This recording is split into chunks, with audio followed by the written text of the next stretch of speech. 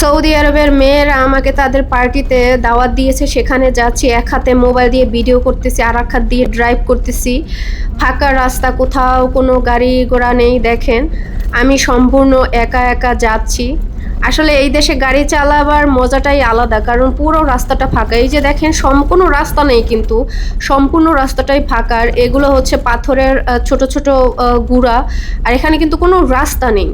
এখান থেকে গাড়ি যেতে যেতে এমন একটা অবস্থা হয়ে গেছে যে রাস্তার মতন হয়ে গেছে এরিয়া। এই যে দেখেন, মরুভূমির ভিতর কিন্তু বাড়িঘর দেখা যাচ্ছে, আপনারা দেখতে পাচ্ছেন। আর আমি যেখানে যাচ্ছি সেখানে অনেক সৌদির মেয়েরা আছে, ওখানে কোনো ছেলেরা নেই। সৌদির মেয়েরা মিলে সবাই আড্ডা দিবে, সেই জন্য তো আড্ডা দিবে বলতে হচ্ছে গল্প গুজব করবে।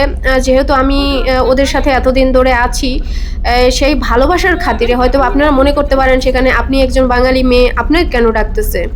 তো ওদের সাথে আমরা, আমাদের দেশে যেরকম এক বাসায় থাকলে একটা পরিচিতি হয়ে থাকে, তারপরে আমাদের দেশের মানুষের ভিতর কিন্তু হিংসা বিদ্বেষ থাকে, কিন্তু সৌদি আরবের মানুষের ভিতরে, আমি যাদের কাছে থাকি, অন্য অন্য মানুষের ভিতরে হিংসা বিদ্বেষ আছে কিনা আমি জানি না। ওরা আমাকে ফোন দিয়েছে যে অমুক জায়গায় আমরা আছি, তুই আয়। কারণ এখানে আমি প্রায় আড্ডা দেই, আর আপনারা আমার অনেক ভিডিওতে দেখেছেন এই জায়গাগুলোতে। আর সেখানেই আমি যাচ্ছি এখন। এই যে দেখেন, চারিদিকে মরুভূমির ভিতরে কিছু গাছপালা আছে, আর সেখানে হচ্ছে রাস্তা। এই যে টায়ারের চিহ্নগুলো দেখতে পাচ্ছেন, তার ভিতর থেকে যাচ্ছি। আসলে আমার গাড়িটা একটু নর্মাল, অনেক পুরনো গাড়ি।